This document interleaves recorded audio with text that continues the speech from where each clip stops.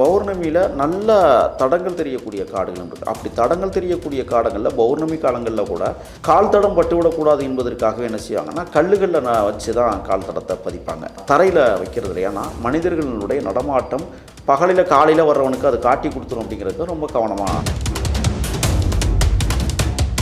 அந்த திருத்தலம் தான் அவர்களுக்கு குலசாமியாக இன்றளவும் இன்றைக்கும் அவருடைய துணைவியார் உள்ளிட்ட அவருடைய உற்றார் உறவினர்கள் அனைவரும் அந்த திருத்தலத்துக்கு சென்று கிடாவெட்டு பூஜையை நடத்தி வருகிறார்கள். இந்த மண்ணிலே அன்பளிப்பு எம் வீரப்பன் என்று எழுதியிருக்கும். எம்முக்கு முன்னாடி இந்த காவல்துறையை சேர்ந்தவர்கள் திருடன் என்று ஆணியால் எழுதி வைத்திருக்கிறார்கள்.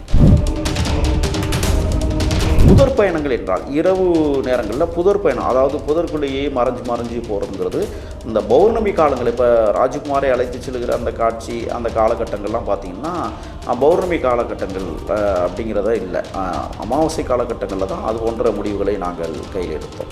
அப்போ அமாவாசை காலகட்டங்களில் ஒரு மனிதரை, புதிதாக இருக்கிற ஒரு மனிதரை காடுகளுக்கு அழைத்து செல்வது என்பது எவ்வளவு சிரமம் என்பதை நீங்கள் அறிவீர்கள்.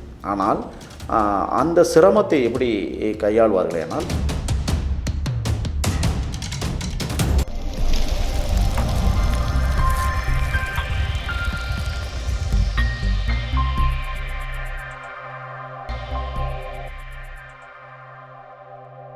வணக்கம் ஐயா. வணக்கம். வீரப்பன் அவங்களுக்கு பிடிச்ச குலதெய்வம்னா எதுங்கய்யா? சரியான கேள்வி. வீரப்பனாருடைய பூர்வீக கோயிலானது கருங்கலூருக்கு பக்கத்தில் சந்திரியூர் என்கிற ஒரு சிறிய கிராமம். அந்த சந்திரியூரில் இருக்கிற முனியப்ப சாமி திருத்தலம் தான் அவருடைய பூர்வீக திருத்தலமாக அமைந்திருக்கிறது.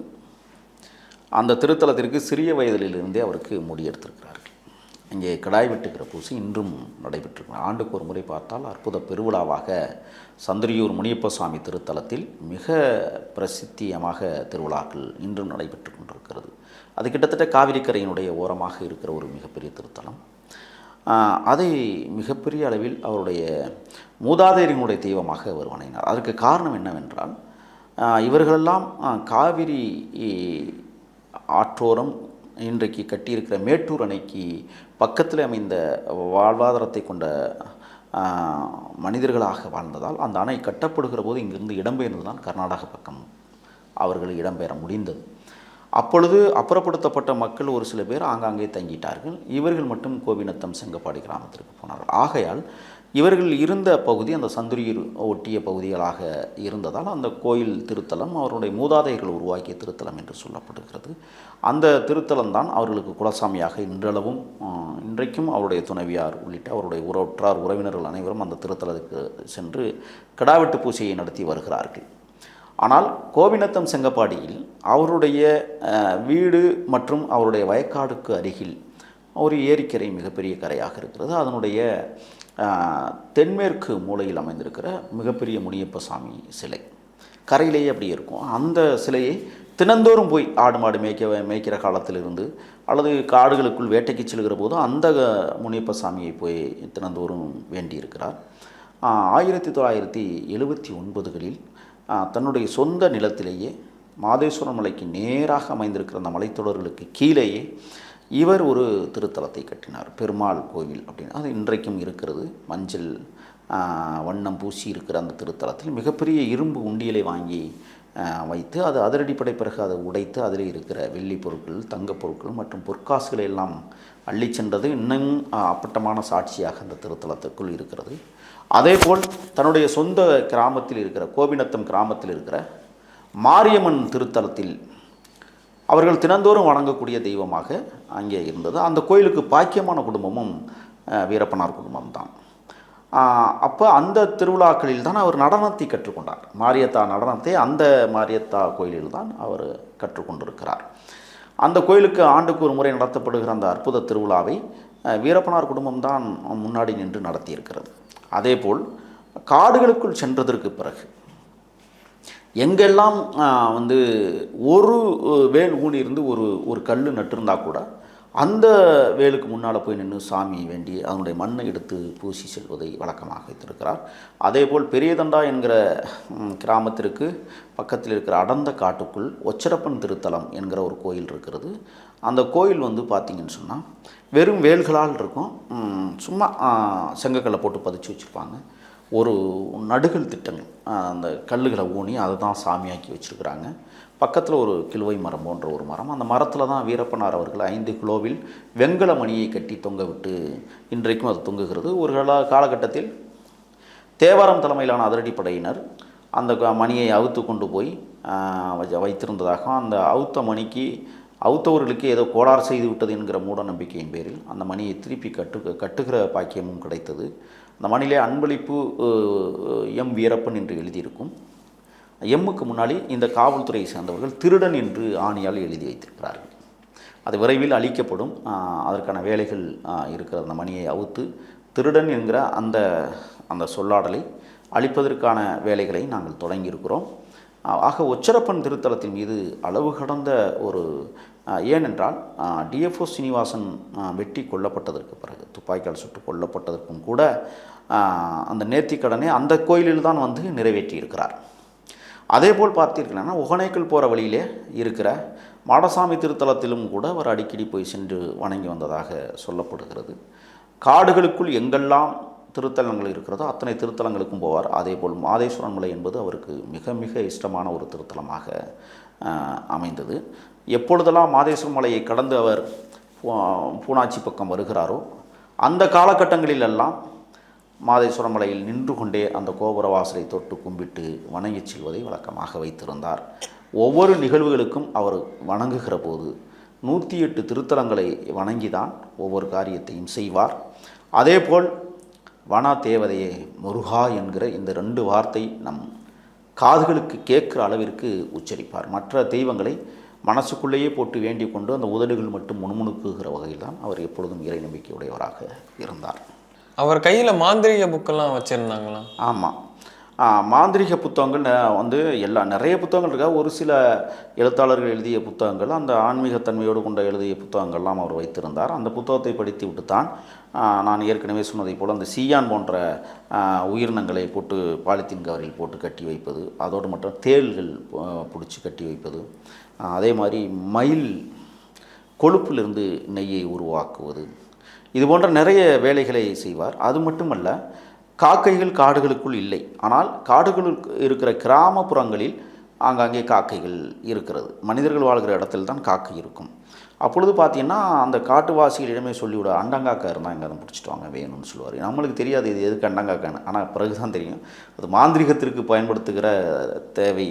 அதனால் அதனுடைய தலை மட்டும் வேண்டும் என்று சொல்லி அண்டங்காக்காய் தலையை கொண்டு வந்து அதையும் பாலித்தீன் கவர்களை போட்டு அதிலிருந்து நெய்யெல்லாம் வடிகட்டி வைத்திருப்பார். என்ன அது எதுக்குன்னா மாந்திரிகத்திற்கு மட்டும் அது பயன்படுத்தப்படவில்லை. அவர் முழங்கால் வலி, மூட்டு வலி, உடம்பு வலி, அந்த வலி இந்த வலின்னு வரும்போதெல்லாம் அதை எடுத்து கொஞ்சம் கொஞ்சம் எடுத்து அங்கங்கே தடவிக்குவார். அந்த வேலையும் செய்வார்.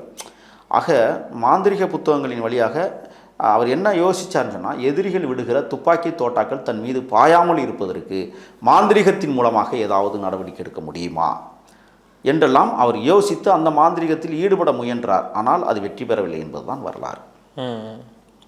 நரக பலியெல்லாம் கொடுத்துருக்காரா? இல்லை, அதெல்லாம் எந்த இடத்துலையும் நரபலி அவர் கொடுத்ததே இல்லை. நரபலிக்கான வாய்ப்புகளும் இல்லை.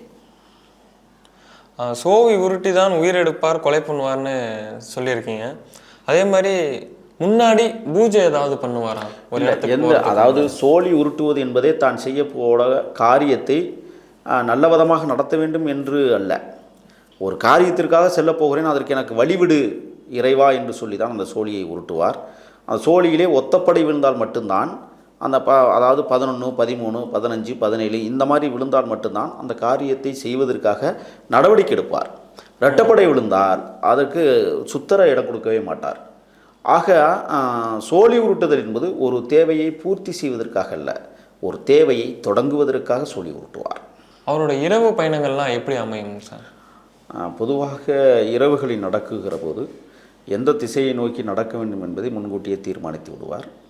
மலைமுகடுகள் தான் அதற்கு வழிகாட்டியாக அமையும். இரவு நேரங்களில் மலைமுகடுகள் வானத்தில் தெரிகிற அந்த போது அந்த மலைமுகடுகள் நன்றாகவே தெரியும்.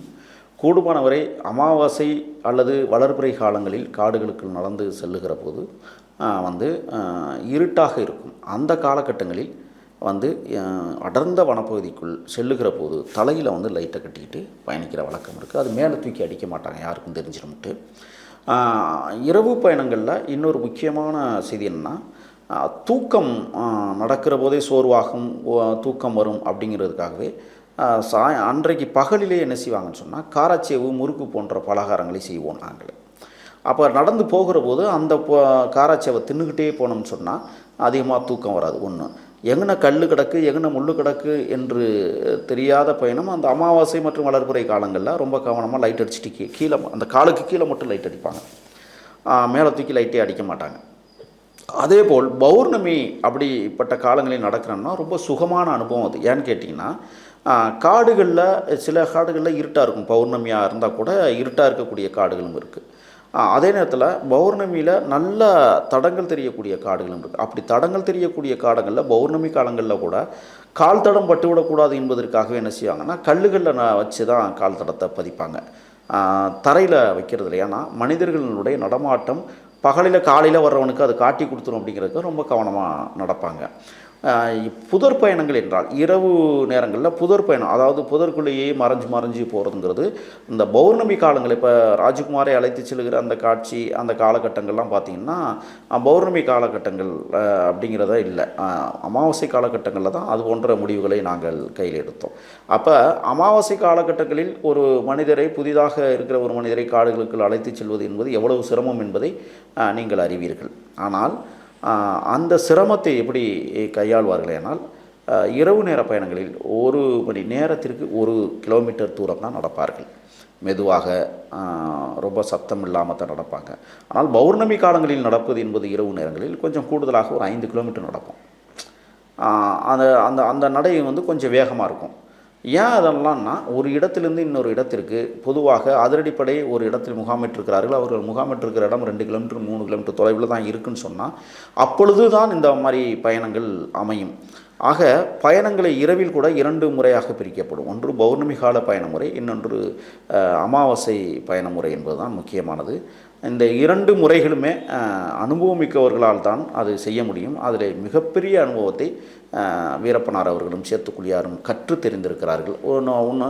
ரெண்டாவது, எந்த இடத்துல போய் தங்கணுங்கிறதையும் கச்சிதமாக முடிவெடுப்பார்கள். இரவு நேரங்களில் இந்த இடத்துல யானை கூட்டம் இருக்கும், இந்த இடத்துல எருமை கூட்டம் இருக்கும், இந்த இடத்துல புலி வரும், இந்த இடத்துல சிறுத்தைகள் வரும் அப்படிங்கிறதெல்லாம் உணர்ந்து, எப்போதுமே இப்போ யானைகள் நின்றுச்சுன்னு வச்சுக்கோங்களேன், அந்த இடத்துல யானை வாசம் அடிக்கும், நம்மளுக்கே நல்லா தெரியும். அது அந்த வாசம் அடிக்கிறத வச்சு இந்த இடத்துல தங்க வேணால் இங்கே பயலுக நிற்கிறாங்க அப்படின்னு சொல்லுவார். அதே மாதிரி புலியோ சிறுத்தையோ நிற்கிதுன்னு சொன்னால் என்ன செய்யும்னா அது சும்மா நிற்காது, அது தூங்கும் போது கட்டுன்னுக்கிட்டு தூங்கிக்கிட்டே இருக்கும், சத்தம் வரும் அது நம்மளுக்கு.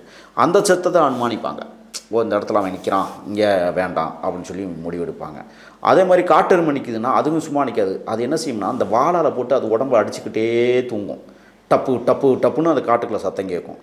அப்போ அந்த இடத்துல அப்போ அப்பா இந்த இடத்துல எருமை இருக்குது, இந்த இடத்துல நம்ம நிற்க வேணாம் அப்படின்னு சொல்லி, எங்கே அமைதியாக நிலவுகிறதோ, எங்கே எந்த விதமான சத்தமும் இல்லாமல் இருக்கிறதோ அந்த இடத்தை தான் இரவுலே படுப்பதற்கு தேர்வு செய்வார்கள். அதுவும் அதிக நேரம் படுக்க மாட்டாங்க. 3 மணிக்கு போய் படுப்போம், 5 மணிக்கு எல்லாம் எழுந்திரிச்சு ஒரு 2 மணி நேரம் தூக்கம் சும்மா கண் அசந்தா போதுங்கிற ரீதியில் படுத்து தூங்கிட்டு எழுந்திரிச்சு போகிற பழக்க வழக்கங்கள் நிறையவே இருந்தது. நன்றிங்க. நன்றி.